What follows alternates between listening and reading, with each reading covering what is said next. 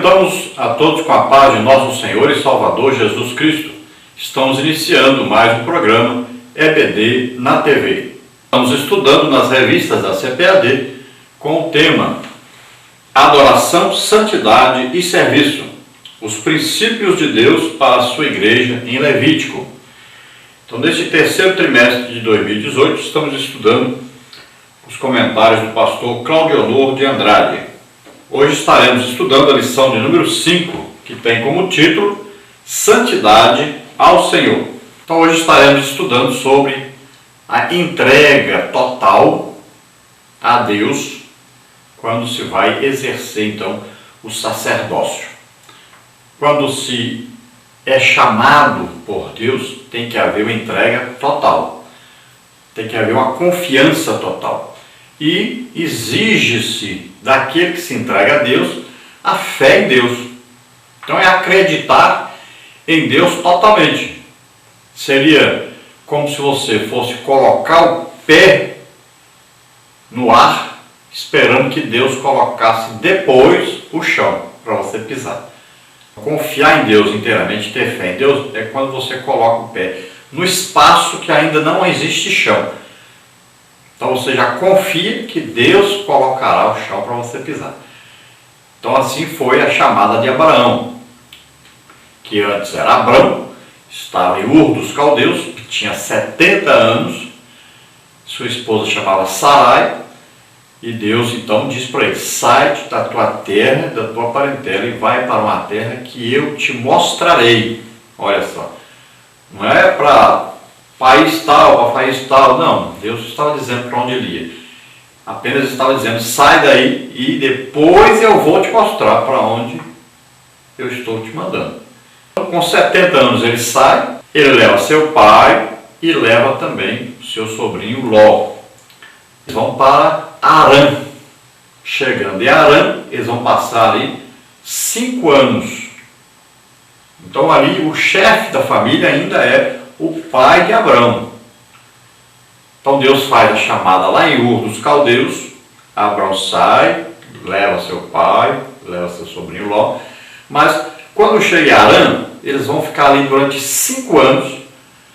Aí o pai de Abrão morre e Deus novamente vem falar com Abrão. Então agora é a segunda vez que Deus vem falar com Abrão.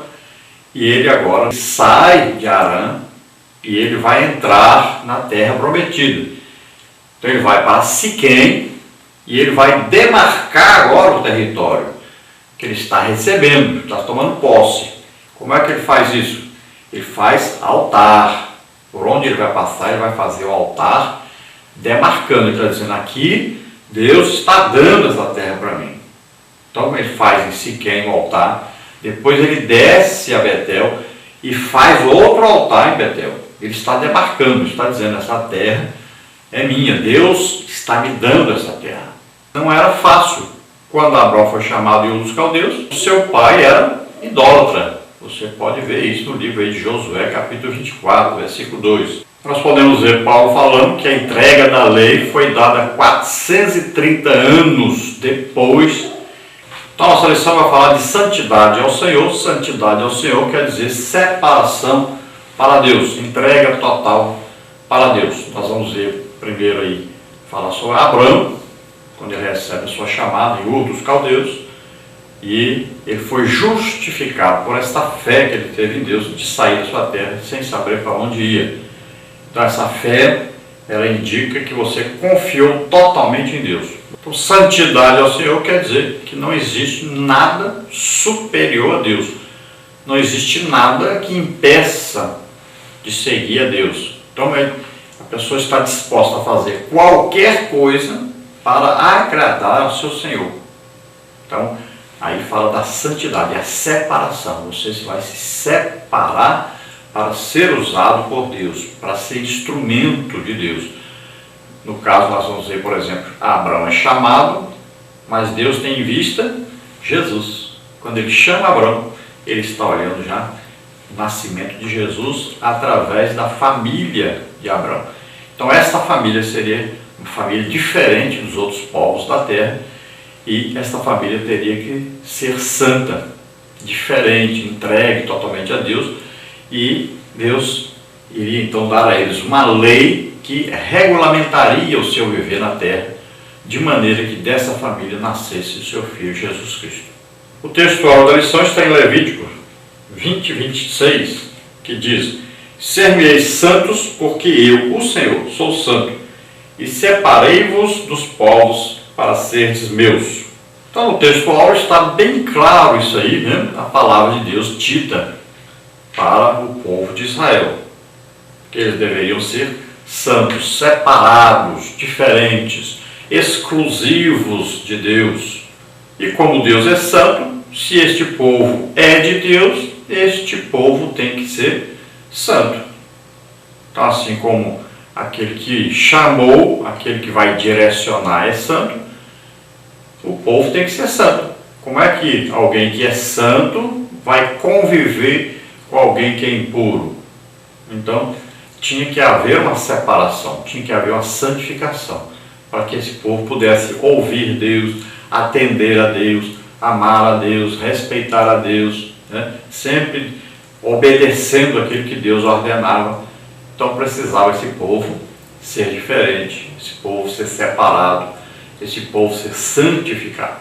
Sempre lembrando da importância desse povo, porque é deste povo que nasceria o Salvador Jesus Cristo. A verdade prática diz assim: a santidade é a marca distintiva do povo de Deus. Sem ela, nosso testemunho é ineficaz. Então a grande diferença entre o povo do mundo e o povo de Deus é a santidade. A santidade, ela começa quando nós aceitamos a Jesus como Senhor e Salvador. Então nós somos declarados santos, ou seja, o sangue de Jesus nos purificou de todo pecado. Então nós somos agora santos, separados totalmente para Deus. Estamos agora limpos de pecado e temos em nós morando o Espírito Santo. Então, santos, filhos de Deus. A partir daí, nós vamos agora ter um processo de santificação. Veja só. Porque a partir daí, nós continuamos vivendo na terra, continuamos tendo contato com pessoas ímpias, muitas vezes vemos coisas indecentes, né? Andamos aí, conversamos com as pessoas, trabalhamos junto com outras pessoas, a gente vai assistir uma TV, tem uma coisa que não convém, você vai a qualquer parte que tem, você vai ver alguma coisa, vai ter contato com o mundo. Veja bem que quando Jesus vai lavar os pés dos discípulos, Pedro diz: meu pé você não vai lavar de jeito nenhum. E Jesus vai dizer para Pedro: se eu não lavar o teu pé, você não tem parte comigo. Então Pedro diz: não, lava o pé, lava a perna, lava o braço, lava tudo. E Jesus diz: não precisa. Você está tudo bem, só falta limpar o pé, porque o pé é que tinha contato com a terra, com a poeira, né? Eles andavam de sandália, andavam o dia inteiro a pé, e sempre os pés estavam sujos de poeira. Então Jesus disse: você precisa lavar o pé. O que é isso que Jesus está dizendo? Você precisa santificar, purificar aquele contato que você tem com o mundo. Então o crente está no mundo, é declarado santo quando aceita Jesus como Senhor e Salvador. O Espírito Santo vem morar no crente, ele é santo, mas a partir daí ele vai ter uma vida aqui na terra, vai ter contato com outras pessoas, vai ver pecado, escutar pecado, ver pecado. Então ele vai, neste contato, acabar se sujando. Então ele precisa todo dia, quando for orar, ele vai pedir perdão a Deus, se lembrar daquilo que ele pensou, que ele desejou, que ele falou, suas atitudes, tudo que ele fez que é errado. Então ele vai se lembrar disso, pedir perdão a Deus. Todos os dias ele vai orar. Todos os dias as pessoas pecam, e os crentes pecam todos os dias.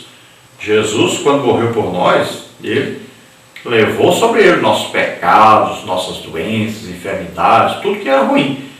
Mas nós temos um contato com o mundo, estamos no mundo.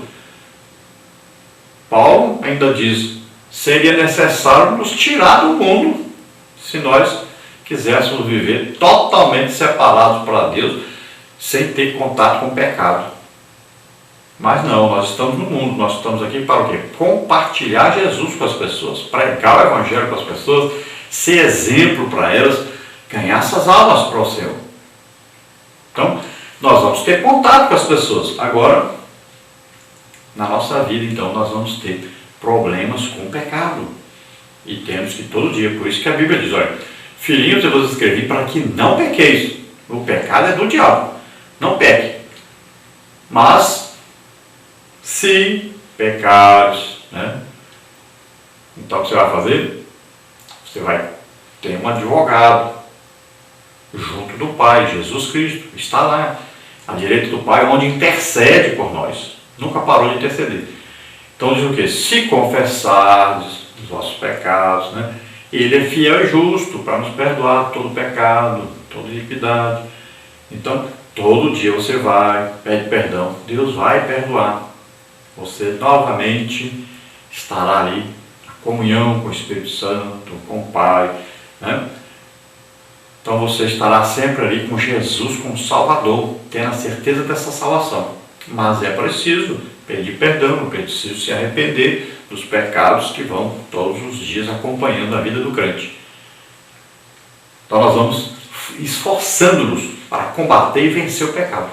Quanto mais nós vamos congregar, vamos à igreja, quanto mais nós vamos ler a Bíblia, quanto mais nós vamos orar, vamos jejuar, quanto mais nós nos aproximarmos de Deus, mais nós estaremos longe do pecado. Quanto mais íntimos de Deus, mais distantes do pecado.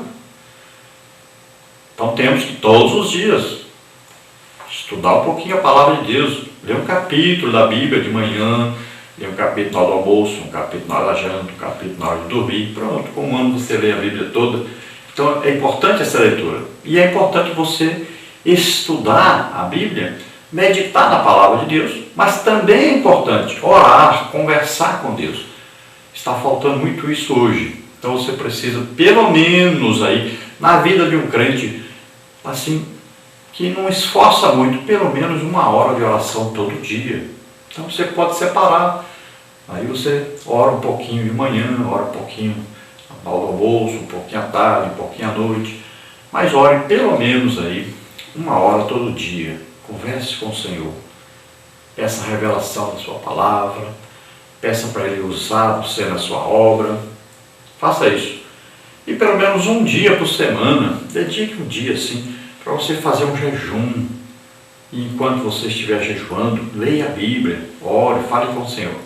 Você vai ver que a sua vida vai ficar melhor. Você vai se aproximar mais de Deus.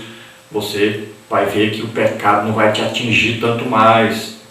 Então você vai se separando para Deus, vai se santificando, né? Se separando, vai se dedicando mais, vai amando mais as coisas de Deus e vai amando menos as coisas do mundo. Então a grande diferença entre o povo do mundo e o povo de Deus é a santidade. A leitura bíblica da lição está em Levítico 20, do versículo 1 ao versículo 10, que diz: Falou mais o Senhor a Moisés, dizendo: Também dirás aos filhos de Israel, qualquer que dos filhos de Israel ou dos estrangeiros que peregrinam em Israel der da sua semente a Moloque, certamente morrerá. O povo da terra o apedrejará com pedras. E eu porei a minha face contra esse homem e o extirparei do meio do seu povo, porquanto deu da sua semente a Moloque, para contaminar o meu santuário e profanar o meu santo nome. E, se o povo da terra, de alguma maneira, esconder os olhos daquele homem que houver dado da sua semente a Moloque, e o não matar, então eu porei a minha face contra aquele homem e contra a sua família, e o extirparei do meio do seu povo, com todos os que se prostituem após ele, prostituindo-se após Moloque. Quando uma alma se virá para os adivinhadores e encantadores, para se prostituir após eles, eu porei a minha face contra aquela alma e a extirparei do meio do seu povo. Portanto, santificai-vos e sede santos, pois eu sou o Senhor vosso Deus. E guardai os meus estatutos e cumpri-os, Eu sou o Senhor que vos santifica. Quando um homem amaldiçoar seu pai e a sua mãe, certamente morrerá. Amaldiçoou seu pai ou a sua mãe, e o seu sangue é sobre ele. Também o homem que adulterar com a mulher de outro, havendo adulterado com a mulher do seu próximo, certamente morrerá o adúltero e a adúltera. Então havia ali um deus chamado Moloque. E esse deus, ele exigia sacrifícios, né? Não é que existia um deus, na verdade, né? Os povos acreditavam nesse deus, né? Na verdade, aí é uma idolatria, a pessoa faz lá um deus, né? Já cria normas para esse deus, já cria sacrifícios dizendo que esse deus exige esses sacrifícios, né? Então, na verdade, são demônios e as pessoas começam a ter aquela idolatria e vão criando normas e mais normas para que as pessoas sirvam esse Deus que eles inventaram. Veja bem, Moloque aí então tinha sua estátua, sua imagem, e os israelitas viram o povo da terra oferecendo as suas crianças a esse Deus.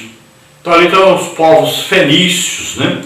Os povos ali de Canaã também, eles adoravam Moloque, e ele tinha uma esposa que eles diziam se chamar Astarote, e no caso dessa divindade Astarote exigia sacrifícios de prostituição. Então tinha até as prostitutas cultuais. E o Moloque exigia sacrifício de crianças. Então toda essa região em Líbano, Síria, né, Israel, que naquela época era Canaã, adoravam a esse deus Moloque. Segundo se acredita, eles faziam uma estátua de bronze, botavam fogo dentro dessa estátua e a estátua ficava com os braços estendidos, se colocava ali as crianças naquele braço quando ele estava vermelho de fogo, né, brilhando de tão quente. Então a criança morria ali. Sendo que também algumas tinham um buraco no estômago e às vezes a criança era colocada lá dentro. Com o passar do tempo, Moloque foi adorado na África também, e os povos cananeus acabaram aí colocando o deus Baal, né, como também se fosse Moloque, acabaram se juntando na idolatria a esses dois deuses, e muitas vezes Moloque era chamado de Baal e Baal era chamado de Moloque. O certo é que, ao contrário do deus Moloque, Deus não exigia sacrifício humano. Os sacrifícios eram de animais.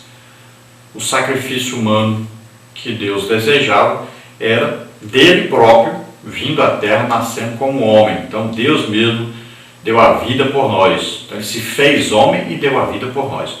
Então ele nunca exigiu sacrifício de homem nenhum. Ele exigiu o sacrifício de si próprio. Mesmo Abraão, quando foi então, testado por Deus, né? Foi pedido a ele a vida do filho. Abraão foi lá sem entender. Deus nunca havia pedido sacrifício humano, mas Abraão prova que realmente ama a Deus, que tem fé em Deus, e ele vai oferecer o seu filho. Então veja que Deus não deixou Abraão matar o seu filho. Colocou um carneiro no lugar, substituindo o filho de Abraão. Mas quando Jesus vem, não tem substituto para Jesus. Só Jesus é que nunca pecou. E Deus exigia um sacrifício único, perfeito, para salvar todos os homens. Então precisava que Jesus morresse. Então Jesus morre na cruz, não tem como substituí-lo. Só ele é perfeito. Então o sacrifício perfeito, único e eterno é feito por Jesus Cristo em nosso lugar. E por incrível que pareça, até o rei Salomão construiu altares desse deus Moloque e ofereceu sacrifícios nesses altares, quando, por causa de suas muitas esposas, né, acabou se prostituindo aí, deixando a confiança em Deus, a fé em Deus, deixando a intimidade com Deus para servir a esse Deus falso. Então Deus adverte o povo e diz: olha, se vocês souberem que alguém está oferecendo seu filho a Moloque, e você não disser nada, não apedrejar essa pessoa, chamar os líderes, né, convocar os líderes, falar que alguém está fazendo isso, e não apedrejar essa pessoa até a morte, então você e sua família vão pagar caro por isso. Então, não era só não fazer, não estar praticando essa idolatria, oferecendo seu filho, mas era também, se soubesse que alguém estava fazendo e não dissesse, também a pessoa ia morrer por causa disso. Isso indica para nós que nós vivemos no mundo, mas nós temos que odiar o pecado, combater o pecado, falar contra o pecado.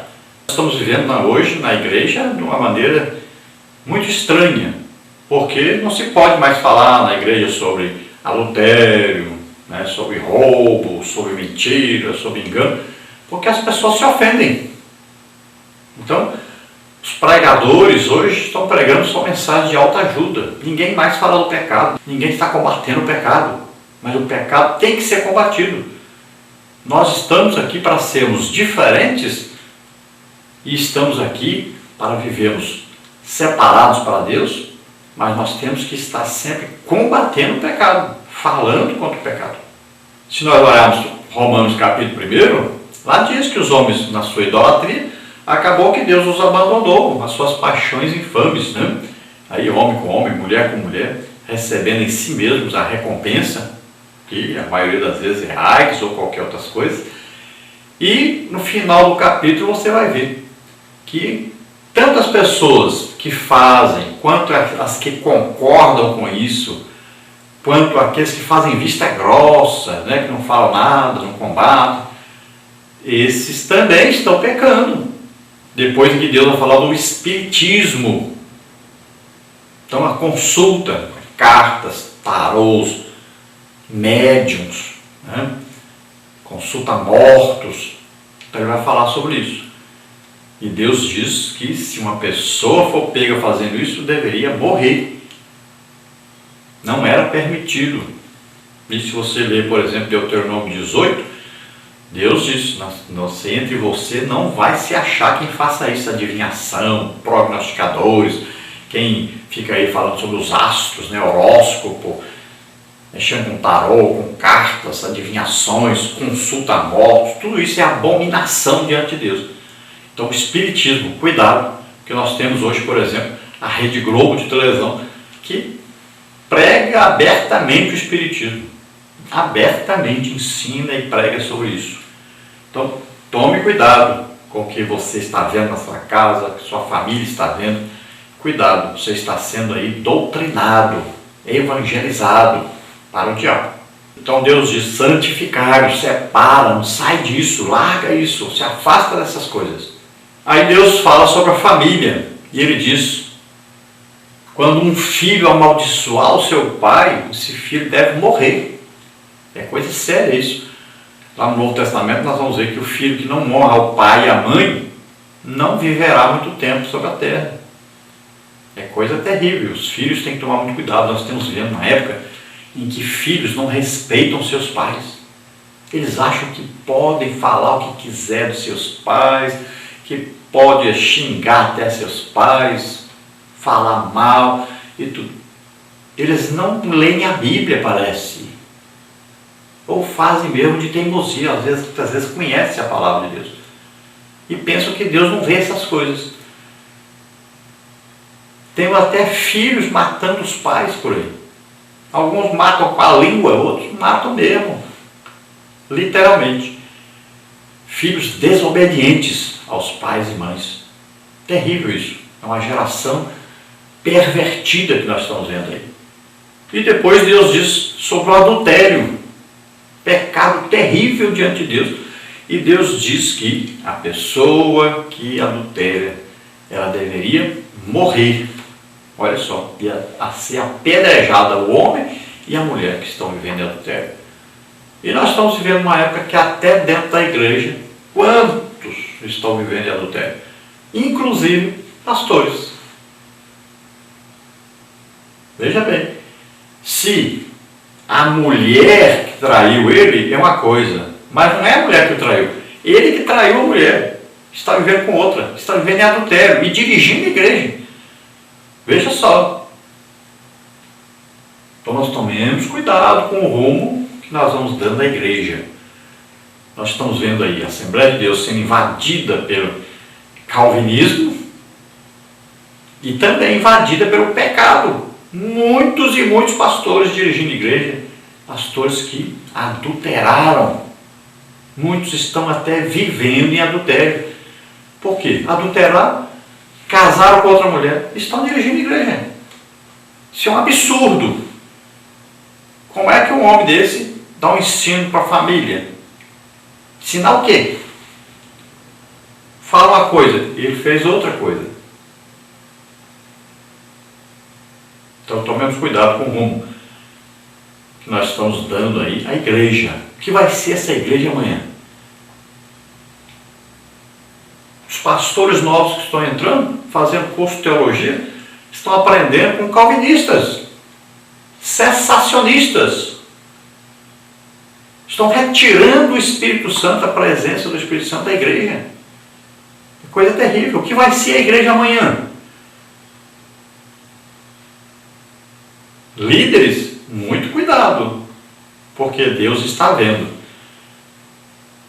Cuidado. Deus remove o seu castiçal. Não brinque não. Na lição de hoje nós temos as seguintes partes e tópicos. Primeira parte, santidade e a marca do povo de Deus. Tópico 1, o estado de santidade. Tópico 2, o processo de santificação. Tópico 3, a santidade como marca. Na parte 2 nós temos a santidade no ministério levítico. Tópico 1, santidade exterior. Tópico 2, santidade interior. Tópico 3, santidade e glória. Na parte 3 nós temos a santidade do povo de Deus. Tópico 1, a santificação dos filhos. Tópico 2, a santificação conjugal. Tópico 3, a santificação e a vontade de Deus. A introdução da lição diz o seguinte: o livro de Levítico foi entregue a Israel para este, separando-se de entre os povos da terra, viesse a adorar, a servir e a santificar-se a Deus. A santidade, por conseguinte, tanto naquele tempo quanto hoje, continua a ser a marca distintiva dos filhos de Deus. Nesta lição, veremos que Israel, através das leis e ordenanças levíticas, tinha a obrigação de apresentar-se a Deus e ao mundo como a nação santa, zelosa e servidora por excelência. Que aprendamos com os israelitas a adorar e a servir ao Senhor na beleza de sua santidade. Então, adorar, servir e santificar. Veja só, essa era a função então do povo de Israel. Eles tinham que viver separadamente do mundo, diferentes do mundo. Não quer dizer que eles não iam ter contato com as pessoas, mas quer dizer que eles seriam diferentes. E em tudo. Veja aí, a maneira de vestir era diferente, a maneira de falar era diferente, o idioma era diferente, as roupas, né, diferentes. Aí o Deus era diferente. Deus dos outros exigia aí que fizesse imagem. O Deus verdadeiro nunca deixou, nunca permitiu que se fizesse. O Deus falso deles, Moloque, lá exigia sacrifício de crianças. O Deus verdadeiro nunca pediu sacrifício de vida humana. Então veja só, é completamente diferente. Eles comiam completamente diferente. Os povos à sua volta comiam aí porco, coelho, avestruz, comia de tudo, comia sangue, comia tudo. Tudo que viesse para eles estava bom. Já esse povo tem outra maneira de viver, outra maneira de se alimentar. É completamente diferente. Então, um povo diferente dos outros povos. Hoje nós estamos vendo que as pessoas falam sobre um contextualizar. Esse contextualizar significa pecar, concordar com o pecado, viver no meio do pecado e praticar o pecado. Isso é contrário à palavra de Deus. O povo de Deus é diferente, é separado para Deus. Não pode praticar as mesmas coisas que os outros.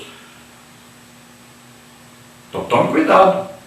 O povo está invadindo terra. Você não invade terra, você é crente. O povo aí compra muamba, Paraguai, não sei o quê. Você não faz isso. Você é povo de Deus. É diferente. O povo do mundo aí, eles têm lá um gato de energia, rouba energia. Você não faz isso. Você é crente. E assim por diante. Então, deixa o pecado, larga o pecado. Você é povo de Deus, você é diferente. Você é comerciante, paga seu imposto. Então você é diferente. Você não está aqui para ser igual ao mundo, praticar as mesmas coisas que eles. Você vive separado para Deus. As coisas do mundo, você vai tirando da sua vida.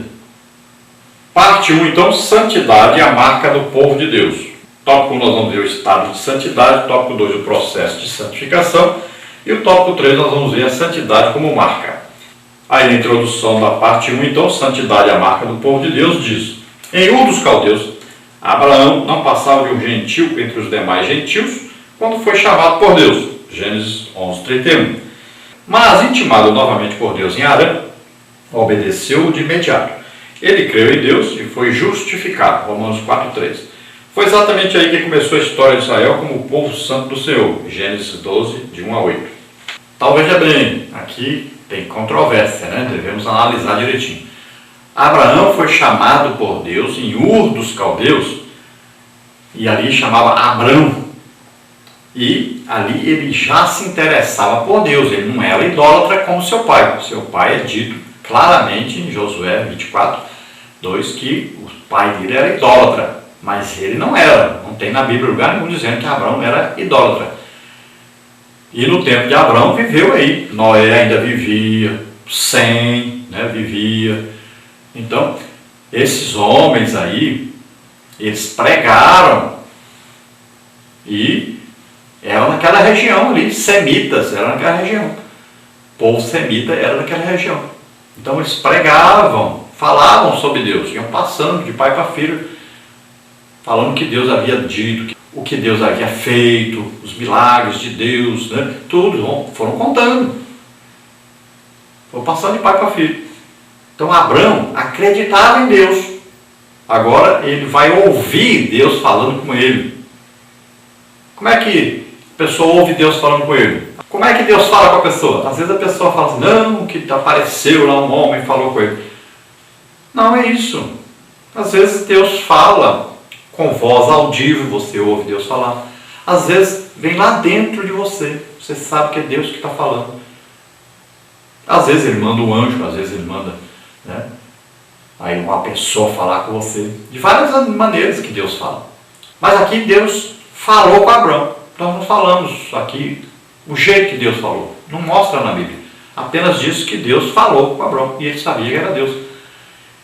Então, ali que ele foi justificado. Veja bem, é bem claro, né? Estevão diz que em Ur dos Caldeus, nós vamos ver Paulo, né, Estevão, tudo falando sobre a chamada de Abrão. E é lá em Ur dos Caldeus a chamada, viu? É lá que ele foi justificado pela fé por crer em Deus lá. Depois ele sai, então, com 70 anos, ele tem 70 anos quando ele recebe essa chamada de Deus.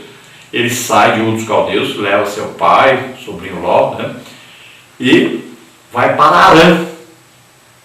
Ele não entrou na terra prometida ainda, ele está indo. Deus diz, sai com a terra que eu vou te mostrar. Isso é fé em Deus. É você colocar o pé onde você nem conhece, nem tem chão. Depois Deus coloca o chão. Então vai para uma terra que eu te mostrarei, no futuro, eu vou te mostrar ainda. Você apenas sai daí. O resto eu vou te mostrando. Então olha só, ele vai para Harã. Ali ele vai ficar 5 anos. Seu pai é líder da família e está ali. Quando seu pai morre, com 5 anos ali em Harã, o pai de Abraão morre.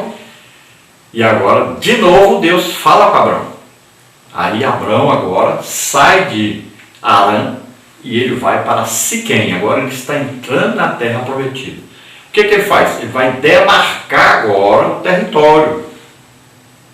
Ele agora vai falar assim, agora essa terra aqui é minha, Deus está me dando. Então o que ele faz para isso? Faz um altar a Deus. É uma aliança com Deus. E ali existe um altar de adoração a Deus. E é uma demarcação. Essa terra aqui, Deus está me dando. Então ele faz um altar em Siquém. Depois, ele desce a Betel. E lá o que ele faz? Novamente ele faz um altar a Deus. Ele está dizendo, essa terra foi me dada por Deus. Não estou tomando posse. E indica isso com altares que ele constrói durante a sua vida. 30 anos depois que ele sai de Ur dos Caldeus, 25 anos depois que ele sai de Harã, é que a promessa do filho acontece, nasce Isaac. Agora Abraão, não é Abraão mais, Abraão tem agora o seu filho Isaac. Veja bem, é coisa importante isso. E Deus vai dizer para ele que a nação de Israel vai viver 400 anos escrava no Egito. E é dito na Bíblia que 430 anos depois que Abraão recebe a chamada, aí a lei é dada a Israel. Então, se você fizer as continhas direitinho, você vai ver que Abraão sai com 70 anos de Ur dos Caldeus, passa 5 anos em Harã, depois vai para Siquém, depois vai para Betel, depois desce ao Egito, depois volta, né? Então nós vamos ver aí a vida de Abraão, que se torna Abraão. Com 100 anos nasce Isaac. Então ele é chamado pai da fé, por quê? Porque ele teve o tipo de fé que agrada a Deus. Ele foi justificado pela sua fé. Esse justificado significa o quê? Salvo. Por causa da fé que ele teve em Deus. Ele acreditou em Deus. Tem muita gente por aí ensinando que a fé, não, a fé é Deus que dá a fé para você ser salvo. Está errado isso. Jesus não disse, a fé que Deus te deu é pequena, a fé que Deus te deu é grande. Não, ele disse a sua fé. Então veja bem, quando Deus fala com Abraão, ele acredita em Deus. Se fosse Deus que desse a fé para ser salvo, então Deus era culpado das pessoas ir para o inferno, porque ele não deu a fé para a pessoa ser salva. Veja só. Então cuidado com esse ensino calvinista que tem por aí. Então Abraão, ele foi justificado pela fé que ele teve em Deus. Ele acreditou, ele saiu sem saber para onde ia. E foi justificado por causa disso. Assim também nós ouvimos a pregação do Evangelho, e a Bíblia diz o que? A fé vem pelo ouvir, e ouvir pela palavra de Deus. Você ouve a palavra de Deus e você acredita nessa palavra. Aí sim vai haver aqui uma operação do Espírito Santo agora, que vai convencer você do pecado, da justiça e do juízo, vai te mostrar a salvação, revelar para você. Veja só, aí vai em operação do Espírito Santo. Mas você tem que acreditar na mensagem. É sua fé que vai ser colocada em ação. Então nós somos salvos pela graça de Deus. O que é a graça de Deus? Jesus morrendo por nós na cruz. Então ele morreu por todos os seres humanos. Todos. Agora, nós vamos ouvir o que diz a Bíblia. Nós somos salvos pela loucura da pregação. Aprove a Deus salvar os crentes pela loucura da pregação. Então você ouve a pregação, é loucura para aquele que não aceitou. Mas para você é poder de Deus. Porque você ouviu a mensagem, acreditou nessa mensagem que Deus veio como homem, morreu em nosso lugar e poderosamente ele ressuscitou, venceu a morte, venceu o inferno, venceu o pecado, venceu Satanás. Então você não só acreditou em Deus, mas também no poder de Deus. Veja bem que Paulo diz, se você acredita que Jesus morreu na cruz por você, isso não basta para você ser salvo. Você precisa acreditar que ele morreu, mas que ele ressuscitou. Então você tem que acreditar em Deus e no seu poder. Tome cuidado com isso.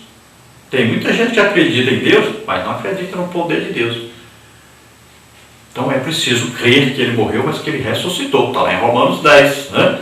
Se com a tua boca confessares ao Senhor Jesus, e em teu coração creres que Deus o ressuscitou dos mortos, você será salvo. Tópico 1, então, o estado de santidade. No exato instante de sua chamada a uma nova realidade espiritual, Abraão e com ele todo Israel foram elevados ao posto de herança particular e santa do Senhor. Êxodo 19:5. Essa dignificação, porém, não levou ao aperfeiçoamento imediato dos hebreus. Tanto o patriarca quanto seus descendentes tiveram de submeter-se a um longo e doloroso processo de santificação. Gênesis 17:1. O mesmo pode-se dizer da Igreja de Cristo. Os irmãos coríntios foram tratados como santos pelo apóstolo Paulo, 2 Coríntios 1:1, mas ainda estavam longe da perfeição, como está em 1 Coríntios 3:1. Então veja aí a diferença. O povo de Israel foi chamado como povo de Deus. Desse povo vai nascer Jesus.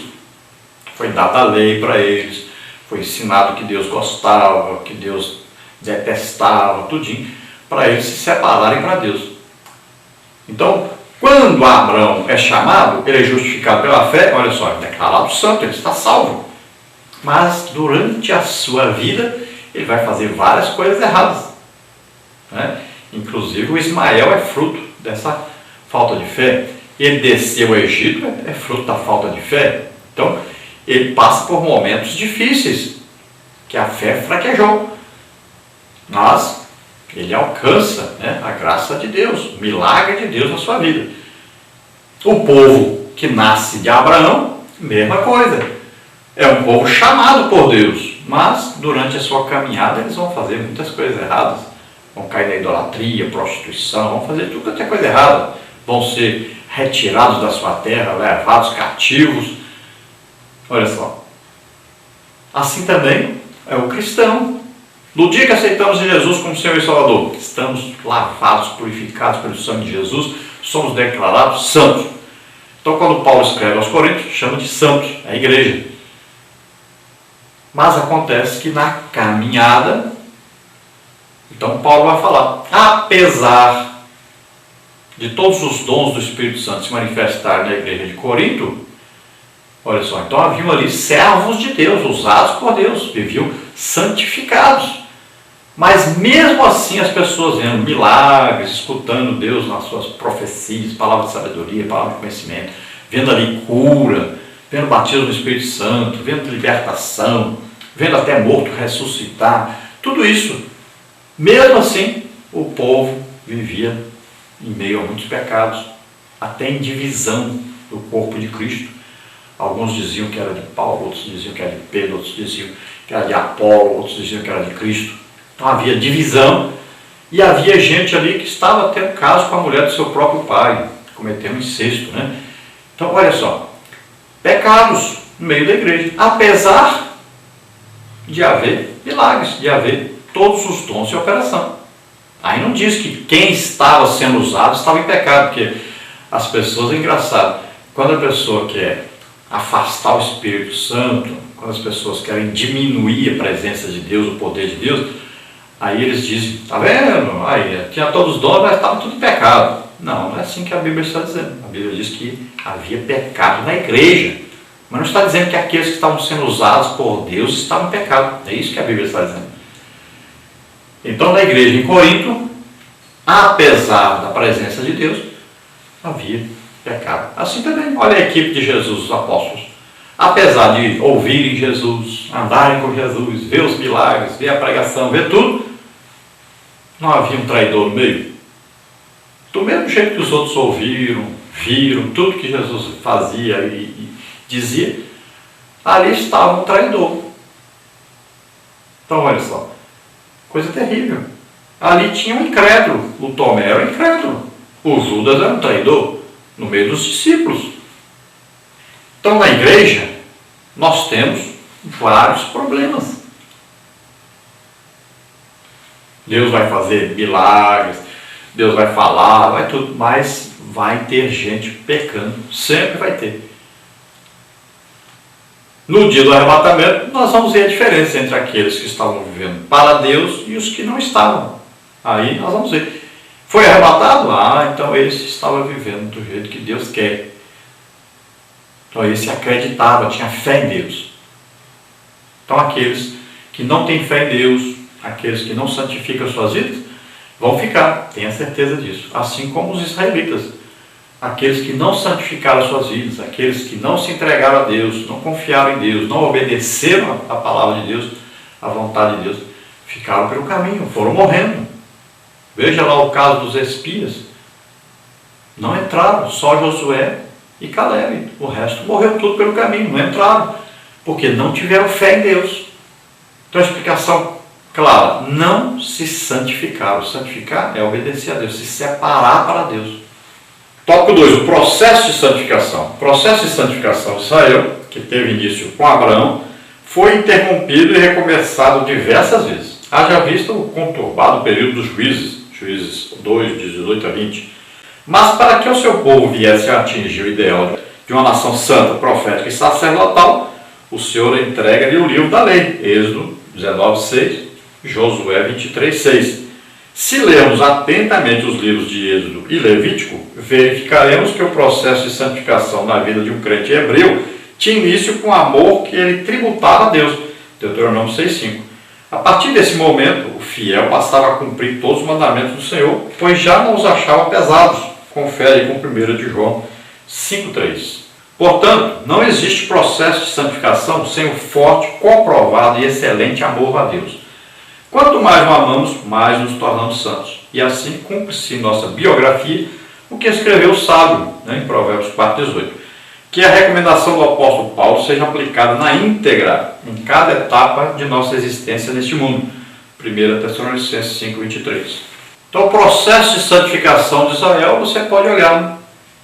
Deus levantava um juiz que eles clamavam, que estavam sendo escravizados, porque eles tinham caído na idolatria. Deus castigava eles, as nações iam invadir, tomavam tudo, colocavam-os para ser escravos. Mas aí Deus mandava um juiz, libertava, fazia ficar tudo bem, está tudo bem, Deus está abençoando, mas de repente eles voltavam à idolatria de novo. Aquele juiz morria, pronto, o povo caía tudo na idolatria, pecava de novo. Aí, quando eles estavam apanhando, sofrendo, clamavam a Deus, se convertiam de novo, pediam perdão, Deus mandava outro juiz. Esse juiz vinha e combatia os inimigos, expulsava os inimigos, voltava tudo a ficar bem de novo. Aí Deus abençoava, eles progrediam, então. Mas aí o juiz morria, voltava tudo de novo ao pecado. E foi assim o tempo todo. Vieram aí os reis, mesma coisa. Alguns reis bons, alguns reis que serviam a Deus, abençoava a nação, crescia, prosperava tudo bem. Aí o povo caía na idolatria de repente. É coisa terrível. Então passaram aí por um processo de santificação e só deixaram a idolatria depois que foram levados para a Babilônia, quando eles viram assim, agora é sério mesmo, não dá mais para nós vivermos desse jeito. Os nossos antepassados passaram por tantas coisas, sofreram tanto, e agora nós estamos aqui porque nós não obedecemos a Deus.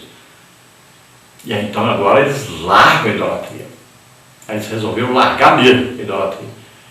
E aí Deus vai e leva-os de volta para a sua terra. Nunca mais Israel foi idólatra. Nunca mais andou atrás de imagens de deuses, Então, veja só, foi preciso um processo longo de aprendizado. Mas aí, quando está tudo bem, Deus envia o seu próprio filho e eles não o reconhecem e não o aceitam. Olha só, coisa terrível. Então o povo, chamado por Deus, dado leis para eles obedecerem, dado todas as coisas que agradavam a Deus, eles tinham que amar a Deus, respeitar a Deus, obedecer a Deus, e eles seriam tremendamente abençoados. Mas próprio Deus esteve no meio deles e eles não reconheceram. E a Bíblia diz, ainda que eles sejam como a areia do mar, como as estrelas do céu, podem ser milhões e milhões, mesmo assim, o remanescente é que será salvo. Lá no final da grande tribulação, quando estiverem quase morrendo, restarem poucos, que eles clamarem a Deus, então eles vão ver Jesus descendo.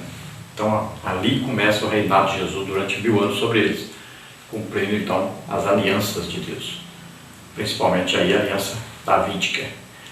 Então veja só que este povo continua ainda vivendo assim, distante de Deus, até que um dia, quando Jesus vier para eles lá no final da grande tribulação, aí vai começar o milênio, aí sim, eles terão próprio Deus morando com eles e eles servirão a Deus a partir daí.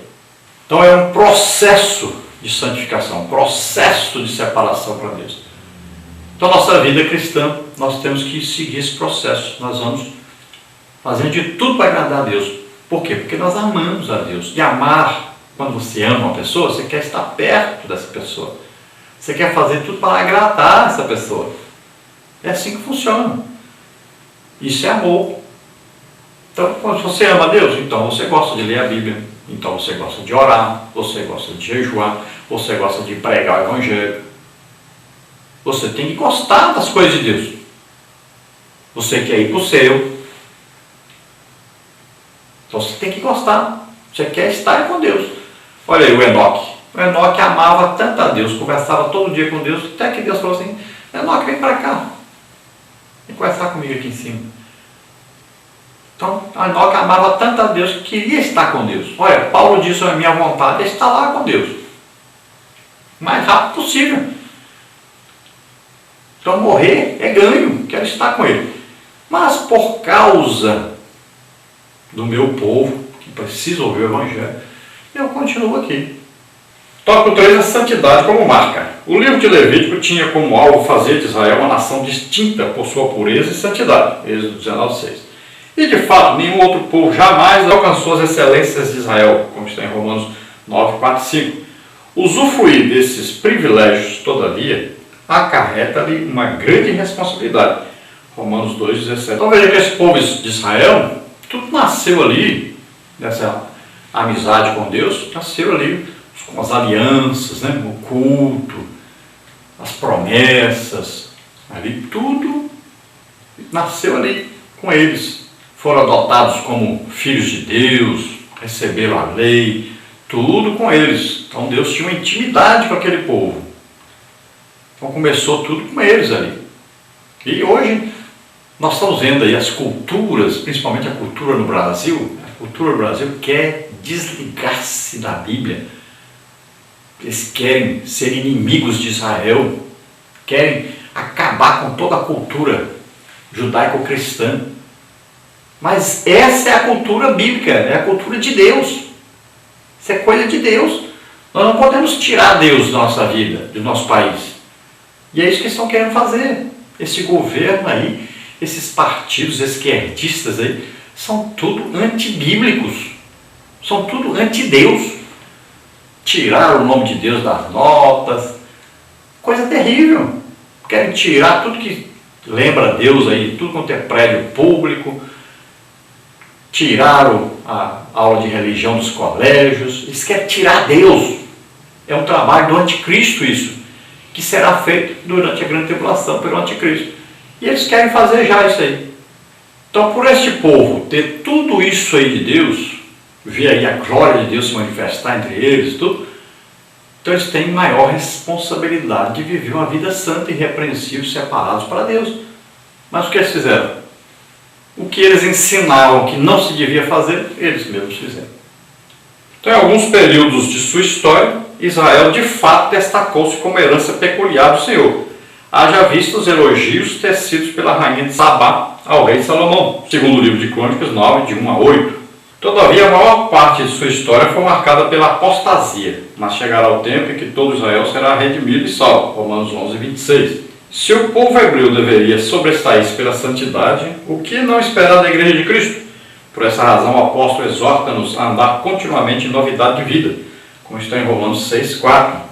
Sem a santidade requerida por Deus, nenhum de nós chegará a Jerusalém celeste. Hebreus 12:14, Apocalipse 21:8. Então este povo se destacou pela santidade, pela vida diferente dos outros povos. E nós vamos ver que a rainha de Sabá vai dizer: e bendito vocês que têm um Deus, né, maravilhoso desse, que deu essa sabedoria ao rei Salomão. Então era reconhecido por todas as nações o Deus de Israel e a prosperidade de Israel devido a esse Deus. Foi coisa maravilhosa isso. Acontece que esse povo, na verdade, nunca se converteu direito, sempre viveu pecando o tempo todo. E vai chegar o tempo, então, que Jesus governará sobre eles. Então, haverá essa mudança e eles realmente serão um povo santo, separado para Deus, servirão diretamente a Deus, no milênio. Agora, se essa santidade exigida do povo hebreu, do povo israelita, imagine da igreja. Eles não tinham o Espírito Santo morando dentro deles. E era exigido tudo isso deles, um alto padrão de santidade, de vida separada para Deus. Imagine nós, a igreja. Tem gente que acha que pode fazer qualquer coisa, pode ir onde quiser, que a vida é dele, ele não tem que prestar conta a ninguém. Mas você tem que viver uma vida santa e irrepreensível. Você é filho de Deus, representa Deus. Você não está representando apenas aí uma entidade, uma empresa. Não é uma denominação da igreja. Você representa Deus. Então, viva uma vida santa, irrepreensível. Olha, em Hebreus 12, 14 diz o quê? Que sem a santidade ninguém verá o Senhor. Tem que ter uma vida santa, irrepreensível, separado para Deus. Em Apocalipse 21, 8 diz que aqueles que andam na prática de prostituição, mentira, engano, prática de homossexualismo, na prática de adultério, não entra no céu de jeito nenhum essas pessoas. Então tome cuidado, deixa isso, larga isso, abandona o pecado, porque Jesus está voltando e você vai ficar se você continuar assim. Larga a idolatria, larga a feitiçaria, larga essas coisas e deixa de ser incrédulo, que lá está escrito que os incrédulos não sobem. Estamos vendo uma época da incredulidade terrível, a falta de fé terrível. Tenha fé em Deus, acredite em Deus realmente. Vamos então à parte 2, a santidade no ministério levítico. Tópico 1, santidade exterior. Tópico 2, santidade interior. Tópico 3, santidade e glória. Então, parte 2, a santidade no ministério levítico, nós temos a introdução dizendo que os sacerdotes deveriam ser uma referência perfeita à nação de Israel no que tange a santidade e a pureza. Afinal, eram os responsáveis pela santificação do povo, a fim de torná-lo propício diante de Deus. Então veja bem, o sacerdote deveria ser o mais santo entre todos. Ele é o quê? O exemplo para o povo. Então nós estamos vivendo uma época na igreja hoje que nós estamos sem referencial. Vamos seguir quem? Vamos imitar quem? Olha só, estamos vivendo sem referencial. Então o povo olha lá na frente, vê um púlpito cheio de gente. Agora, são referenciais para ele? Ele pode viver do jeito daquelas pessoas? Ele pode imitar essas pessoas? É um problema sério na igreja hoje. Se um pastor não tem fé, nem para acreditar que Deus vai sustentá-lo, ele precisa trabalhar fora para ganhar dinheiro, não pode se dedicar exclusivamente para a obra de Deus, como é que vai exigir fé do povo? Se um pastor que está na frente não tem fé para orar em uma pessoa ser curada, para expulsar um demônio, para orar para a pessoa ser batizada do Espírito Santo, ele não tem fé para as coisas mínimas que ensina a Bíblia, como é que ele vai exigir fé do povo? Como é que o povo vai ter fé? Imitar quem? Devia imitar a fé dos seus líderes. Mas que líder, que fé que eles têm? Então é uma época dificílima para a igreja a que nós estamos vivendo. Tópico 1, santidade exterior. Aos ministros do altar, o Senhor impôs uma série de restrições para que não viessem a comprometer o santo ministério. O sumo sacerdote, por exemplo, não poderia desposar uma mulher que não fosse virgem. Levítico 21, 7 a 14. Até mesmo com respeito ao luto, deveriam os ministros do altar ser precavidos e cuidadosos, como está em Levítico 21, 1 a 3. Tendo em vista o emblema da santidade divina que estava sobre a classe sacerdotal de Israel, nenhum descendente de Levi poderia ser admitido no serviço divino se portasse alguma deficiência física. Levítico 21, 17 a 21. Então aqui fala de uma santidade exterior. Veja só. Então que aparece lá de fora. Então era exigido aí várias coisas do sacerdote. A sua vida diante das pessoas. Essa santidade aqui é exterior. É o que as pessoas veem em você, na sua vida. Então, como é que você vai ser identificado como um crente, um servo de Deus? Então a pessoa fala, não, eu tenho que me contextualizar. Tem gente já usando aí tatuagem, piercing e mais um punhado de coisa. Se veste do mesmo jeito do mundo? Não, as pessoas têm que olhar para você e ver santidade, diferença. Olha, ele é diferente, porque ele tem comunhão com Deus. Então a personalidade de Deus vai estar em você, o modo de Deus está em você. Você tem que ser parecido com Deus, não é com uma sociedade, não é com o mundo. Então as pessoas querem viver imitando o mundo. Isso é errado. Então o crente é exemplo para o mundo. Não pense que as pessoas falam mal de você, da sua roupa, que eles não querem se vestir como você. Como você se veste bem, se comporta bem. Eles têm desejo de ser igual a você. Agora eles vão fazer de tudo para fazer você ser diferente e passar a ser igual a eles. Porque assim eles não precisam servir a Deus. Então essa parte exterior é importante. Tanto é que Tiago fala das obras. Ele diz que as obras mostram a sua vida com Deus. Então você ajuda as pessoas pobres, necessitadas, você visita, né, aos enfermos, os doentes, as viúvas, os órfãos. São obras que você faz porque você tem Deus na sua vida. Então lá de fora aparece. E Paulo já diz, né, nós não somos salvos pelas obras, mas pela graça de Deus, mediante a fé. Olha só, mas um não está falando contra o outro, não. Paulo está falando da fé interior. E essa é que vai salvar. Você acreditou, ouviu a pregação, acreditou, então você recebeu a salvação. Já Tiago vai dizer da fé exterior, da fé posterior. Você aceitou mesmo? Você tem Deus? O amor de Deus está em você? Então você ama as pessoas, você quer ajudar a pessoa, você quer abençoar as pessoas. Existe a santidade interior e existe santidade exterior. A santidade começa no dia que você aceitou Jesus, depois tem um processo de santidade, de santificação durante a sua vida. E existe a santificação futura, que é a perfeição que nós vamos encontrar quando estivermos com Deus, logo após o arrebatamento. Então era exigido aí várias coisas do sacerdote. Vai casar com a virgem. Por que isso? Porque se eu casasse com a pessoa que não era virgem, o povo ia dizer, esta mulher aí, isso não presta. Então já prejudicaria a autoridade do sacerdote diante do povo.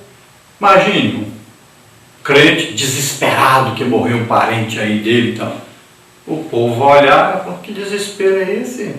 Ele não sabe da Bíblia, não conhece Deus, não. Se a pessoa é salva, está no céu. Se não é salvo, está no inferno, acabou. Não precisa se matar, arrancar os cabelos, se desesperar porque a pessoa morreu. Veja só, até isso era cuidado. O sumo sacerdote não podia, de jeito nenhum, rasgar suas vestes, nem sair do seu trabalho, porque alguém morreu. De jeito nenhum. Então, é um exemplo para o povo. O líder é diferente. O líder é exemplo. E fala até da deficiência física que não podia ter. Por quê? O povo diria assim, ele não é de Deus, ele não está servindo a Deus, está aí, ó, um problema físico aí. Se ele fosse de Deus, Deus consertava isso. Tópico 2, santidade interior. O sumo sacerdote deveria portar uma lâmina de ouro que, posta em sua mitra, trazia esta advertência. Santidade ao Senhor. Êxodo 28, 36. Portanto, a santidade do ministro não poderia ser apenas exterior. Sua pureza externa deveria ser um perfeito reflexo de sua santidade interior, como está em Malaquias 2,7. Infelizmente, a classe sacerdotal deixou-se levar para um culto formal, o que ocasionaria a destruição de Jerusalém, como está em Jeremias 5,31, 23,11. Então veja, o sumo sacerdote carregava lá na sua cabeça, tinha ali escrito santidade ao Senhor. Imagine, se ele tivesse, a pessoa olhava, santidade ao Senhor, olhava para baixo para ele, mas ele não tem nada a ver com santidade ao Senhor, a vida dele não tem nada a ver de santidade. Veja só, é o que nós estamos vendo hoje. A gente olha, a pessoa está lá na frente, o povo está cheio, mas são referenciais? Como está a vida deles? Veja bem, muitas vezes está lá o líder, o pastor, não paga as suas contas em dia, vive com uma mulher que não é a sua legítima esposa. Veja só, não é homem de oração, muitas vezes roubando o dinheiro da igreja, vive aí mostrando, né, riqueza, carro novo, mostrando aí prosperidade financeira, enquanto a espiritual está de mal a pior. Veja só. Não tem nenhum dom do Espírito Santo. Então ele vai demonstrando exatamente o contrário do que ele prega. E o povo está lá, sem referencial. Não dão valor, não dão crédito à pregação, ao ensino dessa pessoa. E é resultado da vida interior à vida exterior. Então Deus faz o quê? Marcos 16, 20 diz o quê? Que eles saíram pregando e Deus confirmava a sua pregação com sinais, prodígios e maravilhas. O apóstolo Paulo diz: o meu apostolado entre vós foi confirmado por Deus com sinais, prodígios e maravilhas. Pedro pregando lá no dia de Pentecostes, lá, batismo do Espírito Santo, foi pregar e ele disse: olha, esse Jesus que entre vós foi confirmado por Deus com sinais, prodígios e maravilhas. E aí você olha para o seu líder, que confirmação existe de Deus que ele é o seu líder? Que confirmação você tem de Deus de que ele realmente tem comunhão com Deus? Alguém aí pode dizer: não, que ele tem fazenda, ele tem carro novo, ele tem não sei o quê. Mas isso não é comprovação de ministério dado por Deus. Deus confirma ministério com sinais, prodígios e maravilhas. Isso é bíblico, é claro na Bíblia. Olha aí Pedro, olha aí Paulo, olha Filipe. Então eram o quê? Servos de Deus, discípulos de Jesus Cristo. Mas eles podiam dizer: eu tenho como comprovar o meu ministério que eu fui chamado por Deus. Não é com carro novo, não é com casa boa, não é com fazenda, não é com boi, nada disso. Com sinais, prodígios e maravilhas. E isso é o quê? Interior. Olha, Jesus disse: entra no teu quarto, fala com teu pai em secreto, ó, só você e Deus. E ele vai te recompensar publicamente. Então o resultado da sua intimidade com Deus aparece lá de fora do quarto, lá publicamente, na rua, na igreja, em todo lugar. Vai ter aqui a confirmação de Deus de que você é íntimo dele. E vai confirmar com sinais, prodígios e maravilhas. Tópico 3, santidade e glória. A glória que acompanhou Israel em sua peregrinação no deserto tornou-o conhecido como herança peculiar do Senhor. Êxodo 13, 21, 22, 16, 10. Atemorizados, os gentios sabiam que era impossível amaldiçoá-lo. Números 23. Mas, para que os israelitas continuassem a usufruir a glória divina, era-lhes imprescindível obedecer a palavra de Deus. Levítico 9, 6. O mesmo não requer o Senhor de cada um de nós. Hebreus 12, 14. Então veja só, a glória de Deus acompanhou este povo.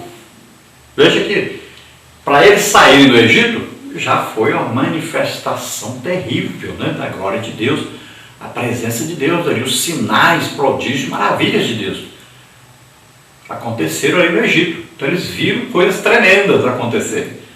E acontecia coisa ruim lá com o povo, mas com eles não. Então eles viram a separação, eles viram que Deus tinha escolhido eles realmente. Deus estava com eles. Amaldiçoava os egípcios, mas eles não sofriam nada. Quando eles vão sair, Deus faz o quê? Abre o mar vermelho. Olha que coisa maravilhosa. Então eles estão dizendo: Deus está conosco realmente. Os egípcios vão acompanhar, morrem afogados, porque não são povo de Deus, não estão com Deus. Então eles vão andar pelo deserto, suas roupas não vão envelhecer, Deus vai dar água, Deus vai dar comida, vai tudo. E eles estão vendo: Deus está conosco, mas mesmo assim existem os rebeldes, os incrédulos. Está vendo que Deus está presente, que Deus existe realmente, que Deus está com eles, mas são rebeldes, incrédulos na sua caminhada. Então, aqueles que não acreditam em Deus, aqueles que não acreditam nos milagres, no poder de Deus, na presença de Deus, são aqueles que ficaram lá, morreram afogados no mar, são aqueles que ficaram no Egito. Agora, Aqueles que acreditam em Deus, que têm fé em Deus, estão na caminhada, então são este povo que estão passando pelo deserto. Deserto é coisa boa, é treinamento, é comunhão com Deus, é buscar Deus, é ver os prodígios, milagres de Deus acontecendo. Então é a caminhada com Deus, é a nossa vida. Agora, os que entram em Canaã, aí o que? Entraram na promessa de Deus. Passaram pelo deserto. Então nós estamos passando pelo deserto. Mas já já nós vamos entrar na Canaã, que significa o quê? Já já nós vamos para o céu, vamos estar eternamente com Deus. Tem a outra fase, nós vamos chegar nessa fase aí. Vamos estar para sempre com o Senhor. Mas primeiro precisa passar pelo deserto. Precisa vencer o pecado, precisa vencer a nós mesmos. O deserto é para isso. Lá em Canaã, quando eles entraram, tiveram que combater os inimigos, vencer os inimigos, expulsar os inimigos. Nunca fizeram o que Deus mandou totalmente. Então ali significa o crente que entra na luta. Você agora passou pelo deserto, agora é hora de lutar. Olha, Jesus passou pelo deserto, em jejum, em oração. Quando ele sai do deserto, ele já sai fazendo milagres por toda parte. Então agora é combate contra o inimigo, é vencer Satanás, conquistar vidas para Deus. Então o povo de Israel, todas as nações em volta sabiam que ali é um povo de Deus, um povo diferente, tem um Deus todo-poderoso, que abriu o Mar Vermelho, abriu o Rio Jordão, tem um Deus poderosíssimo, fez grandes sinais no Egito. Então eles temiam o Deus de Israel. Parte 3, então, a santidade do povo de Deus. Tópico 1, a santificação dos filhos. Tópico 2, a santificação conjugal. Tópico 3, a santificação e a vontade de Deus. Parte 3, então, a santidade do povo de Deus. A introdução aí diz: o Senhor exige de cada um de nós a santificação de nossos filhos e de nossa vida conjugal, pois a nossa pureza expressa a sua vontade. Tópico 1, então, a santificação dos filhos. Deus proíbe aos israelitas, expressa e energicamente, apresentarem seus filhinhos como oferenda a Moloque. Levítico 20, de 1 a 4. A razão é simples. Cada um dos nossos meninos e meninas é herança do Senhor, como está em Salmos 127, 3. Hoje, há pais cristãos que, sem o saber, estão entregando seus filhos a Moloque quando, por exemplo, adotam política criminosa do aborto e quando não os educam conforme encomenda a palavra de Deus, como está em 1 Coríntios 5, 8. Ensine, pois, seus pequeninos na admoestação do Senhor, para que sejam pessoas de bem, como está aí a carta do apóstolo Paulo aos Efésios 6 e 4. Finalmente, que seus filhos venham a honrá-los como a pais e mães, somente assim poderão ser abençoados. Êxodo 20, 12, Levítico 29, Efésios 6, 2. Então os pais devem educar os seus filhos, ter os seus filhos e santificar também a vida dos seus filhos, ensiná-los, né, a ir para a igreja, a escola bíblica dominical. Os pais devem ir e levar os seus filhos. É importantíssimo que eles aprendam a palavra de Deus. E o crente deve evitar a todo custo o aborto. Isso é um assassinato. Cuidado com isso. Cuidado com o negócio de evitar filhos. É bênção de Deus. Cuidado com isso. Tem muito crente. Os crentes hoje, quase todos se casam e não querem filhos.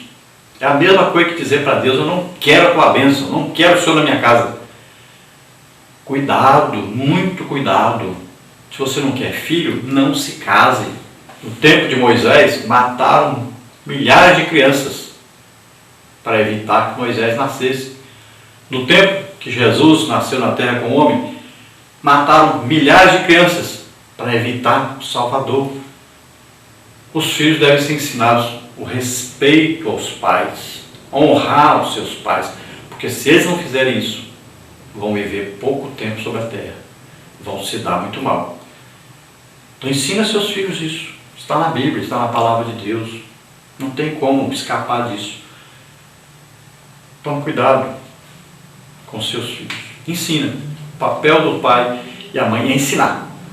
Nós sabemos que tem filhos rebeldes, desobedientes, que não temem a Deus, que não honram seus pais. Sabemos. Toda família geralmente tem. Ai desses filhos. Oremos por eles. Porque é muito triste isso. Então não entregue seu filho a Moloque. Não deixa seu filho aí nesses joguinhos de celular, na TV, vendo tudo coisa que não presta. Os filhos passam o dia inteiro vendo coisa que não presta. Santificar a vida quer dizer separar-se para Deus. É para ver coisas de Deus, é para ler a Bíblia, é para orar. Quer assistir um filme? Assista um filme bíblico. Quer ver uma coisa na televisão? Veja só o que é de Deus. Quer ver uma coisa na internet? Veja o que é de Deus. Não preencha seu espaço com as coisas do diabo, com as coisas do mundo. Tópico 2, a santificação conjugal. Deus sempre teve um forte compromisso com a família, pois Ele próprio instituiu-a no Éden, Gênesis 2, 24 e 25. A fim de preservar a integridade familiar, o Senhor proíbe terminantemente a infidelidade conjugal e o adultério, Levítico 20, 10. Seu objetivo era tornar a família israelita um exemplo para os gentios, conforme descreve o salmista, Salmo 128. Hoje a nossa responsabilidade não é menor. Temos de observar o 7º mandamento: não adulterarás, manter o leito conjugal sem mácula, como está em Êxodo 20, 14, Mateus 5, 28 e Hebreus 13, 4. O Deus que inspirou o Levítico não mudou. Então quem criou a família, quem inventou a família foi Deus. Quando Ele pega Eva e coloca junto com Adão, Ele está formando a família, Ele está dizendo: crescei e multiplicai-vos, né? E dá o que? Povoai a terra. Então Ele está dizendo, está dando uma ordem para esse casal se unirem e ter seus filhos, formarem uma família. No princípio, para que isso aumentasse, nasceu só com casal, humanidade, então era possível sexo entre pai e filhos, irmão com irmão, era possível, porque estavam no início, né, da terra, estavam no início aí da procriação. Então quando chega a época da lei, Deus vai regulamentar isso. A partir de agora, acabou. Os povos lá do mundo fazem isso, vocês não vão fazer mais. Então agora Ele proíbe relação de pai com filho. Ele proíbe a prostituição. Ele proíbe o adultério. Ele proíbe o homossexualismo. Ele proíbe tudo isso. Lesbianismo, tudo é proibido a partir de agora. Então Ele fala: a partir de agora acabou. Então Ele está determinando o comportamento que agrada a Ele e que daí para frente vai ser servido, vai ser obedecido. Então quem desobedeceu a partir daí foi um desobediente a Deus, estava pecando contra Deus. E o resultado, na maioria das vezes, foi funesto, foi terrível. Nós vamos ver na vida de Davi, que família triste a família de Davi. Irmão matando irmão, irmão estuprando irmã, filho tirando o pai do governo, irmão matando outro irmão. Coisa terrível a família de Davi. Vamos ver Salomão, coisa terrível, caiu na idolatria. Família atrapalhada, governo que era para ser dele e seus descendentes, acabou se dividindo, coisa terrível. Então, as pessoas não obedeceram a palavra de Deus, o mandamento de Deus, e se deram muito mal.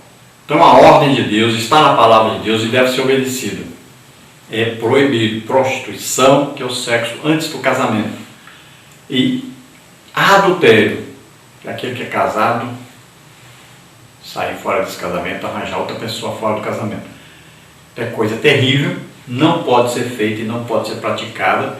E cuidado, muito cuidado com você que pensa que pode viver assim, continuar vivendo assim.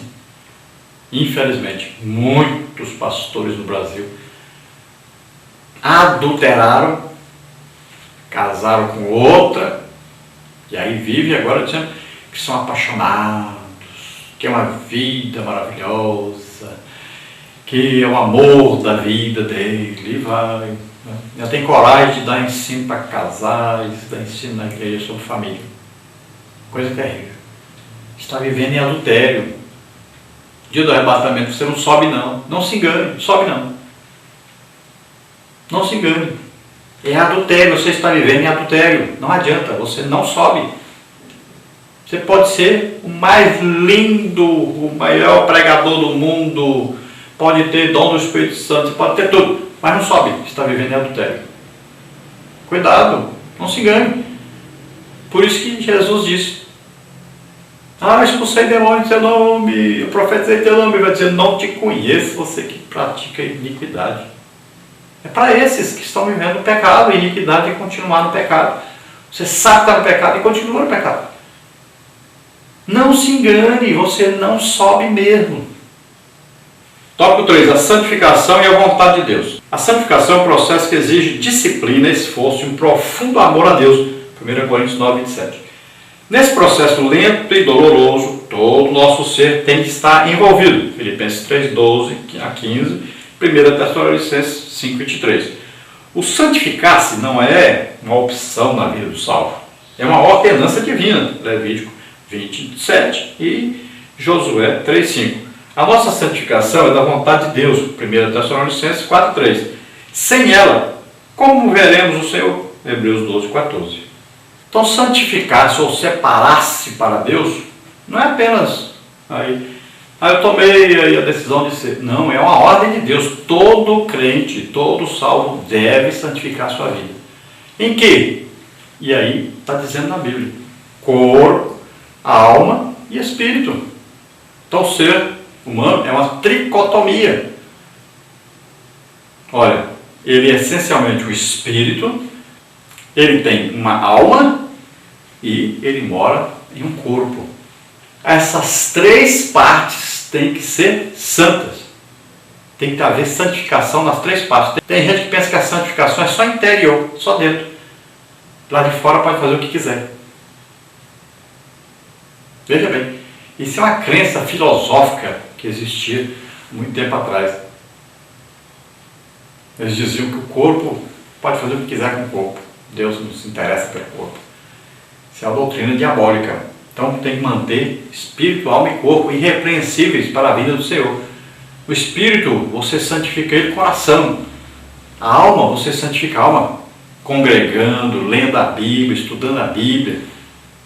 E o corpo, você santifica ele com jejum. Olha aí, enquanto para o espírito você tem que dar alguma coisa, que é a oração, enquanto para a alma você tem que dar alguma coisa, que é a leitura bíblica, estudo da Bíblia, para o corpo você tem que tirar. Não pode dar, tem que tirar. Conclusão. No momento de emergência nacional, o rei Ezequias convocou os levitas e ordenou-lhes: ouvi-me, ó levitas, santificai-vos agora e santificai a casa do Senhor, Deus de vossos pais, e tirai do santuário a imundícia. Segundo o livro de Crônicas 29, 5. Foi naquela hora que teve início um grande avivamento em Israel. Se nos santificarmos, como requer o Senhor de cada um de nós, em breve experimentaremos uma grande visitação dos céus em nosso país. Amém. Então, no tempo do rei Ezequias houve um avivamento, no tempo de Neemias, de Esdras também. Mas o que aconteceu? Foram ler a palavra de Deus, foram santificar suas vidas. Nós vamos ver aí que Neemias até arrancou cabelo de pessoas que estavam vivendo o pecado, fez eles largarem as mulheres que não eram as legítimas esposas, que eram de outras nações. Coisa terrível. Então veja só que era exigido uma santificação, uma separação para Deus. Então Deus exige que as pessoas retirem tudo que é pecado, retirem tudo que atrapalha o relacionamento deles com do próprio Deus. Então é preciso haver uma santificação, uma separação, uma vida diferente, consagrada a Deus, feita para agradar a Deus. Então as pessoas falam hoje muito em avivamento, mas o avivamento, eu participei de 2 grandes avivamentos. No avivamento existe uma santificação tremenda. E você não se engane não com o costume. Você acha que costume não é importante? Mas nos 2 grandes avivamentos que eu presenciei, que eu nunca vi falar no Brasil, lugar nenhum, a gente entrava na igreja às 7 horas da noite, saía às 7 da manhã. Tinha dia que Jesus batizava 30, 40, 50 pessoas. Então, no avivamento, as pessoas buscam a santificação em tudo, a separação para Deus. Largam TV, largam filme, a pessoa não quer mais passear por aí, se divertir, não quer mais ficar na internet, A pessoa não quer mais se vestir de qualquer maneira, não. A pessoa quer se vestir tampadinha, as mulheres começam a usar até vestidos longos, tampadinho, não querem mostrar nem aqui o braço, não querem mostrar mais, os cabelos todos grandes, ninguém quer mais cortar cabelo, ninguém quer mais viver cheio de maquiagem. As pessoas mudam tudo, por dentro muda lá de fora também, é uma santificação geral. Isso espanta as pessoas. As pessoas acham que é loucura. Mas Deus começa a andar no meio da gente. Os dons do Espírito Santo começam tudo a fluir, a acontecer tudinho. Deus começa a falar claramente com a gente todo dia. É coisa maravilhosa o avivamento. Mas não pense que o avivamento venha assim de qualquer maneira. Tem muita gente querendo que o avivamento venha e ele quer continuar a vida do jeito que está. Não. O avivamento é oração, é 1 hora, 2 horas, 3 horas, 4 horas, 5 horas de oração. É estudo da Bíblia, é evangelização, todos querem ganhar almas. É coisa tremenda o avivamento. Deseje, pois comece a santificar sua vida. O avivamento começa através de uma pessoa, depois vai atingindo os outros. Mas é uma pessoa que santifica a sua vida, entrega realmente sua vida a Deus e se dedica a fazer a obra de Deus. Vamos orar agora. Se você deseja aceitar Jesus como Senhor e Salvador, se você deseja começar uma vida de santificação a partir de hoje, vamos orar juntos agora. Pai querido, em nome de Jesus, te apresentamos essas vidas que se chegam a Ti, arrependidas dos seus pecados. Ó Senhor, ajuda-os agora a se encontrarem contigo.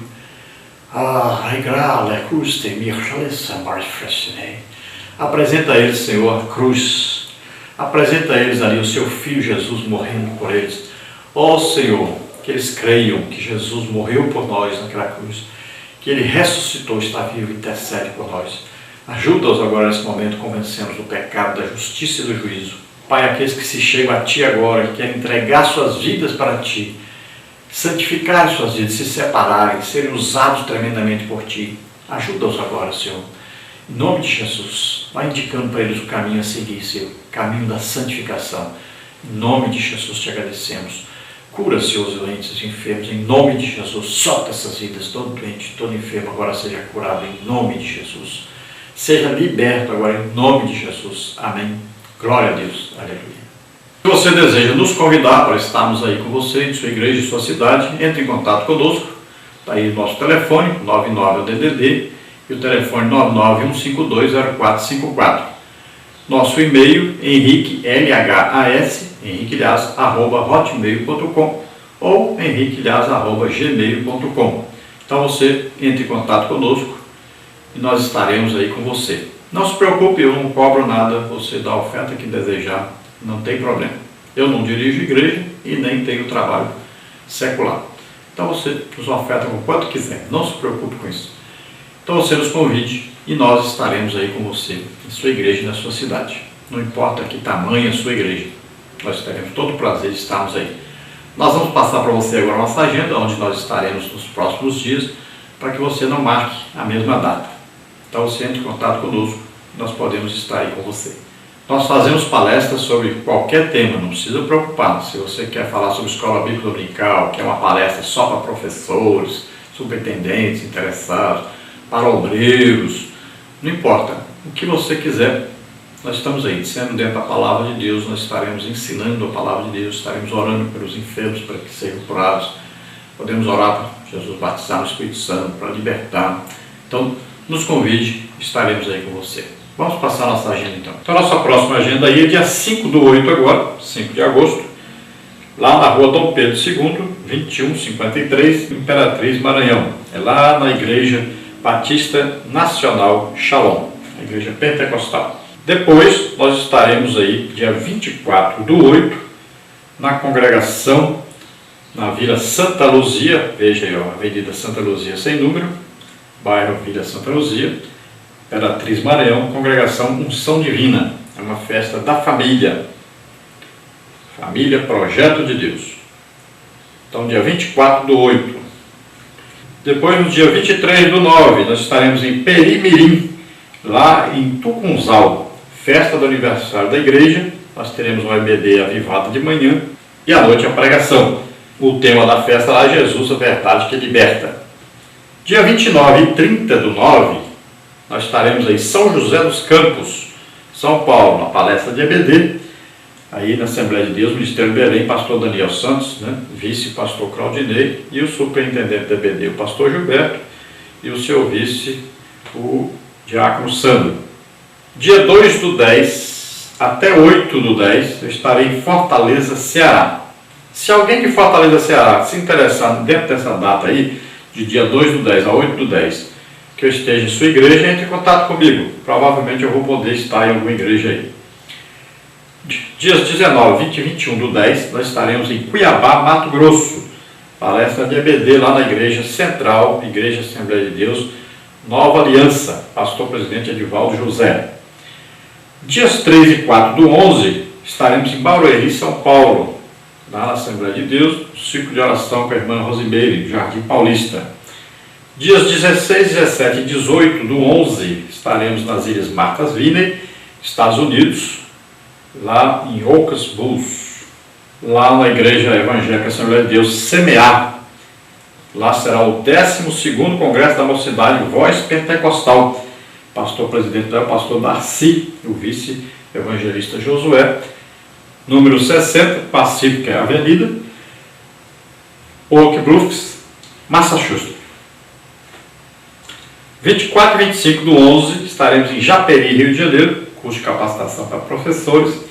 Domingo pela manhã, amanhã avivada, de noite vamos aí orar e ganhar almas. Tem a cidade aí de Japeri, Igreja Evangélica Assembleia de Deus.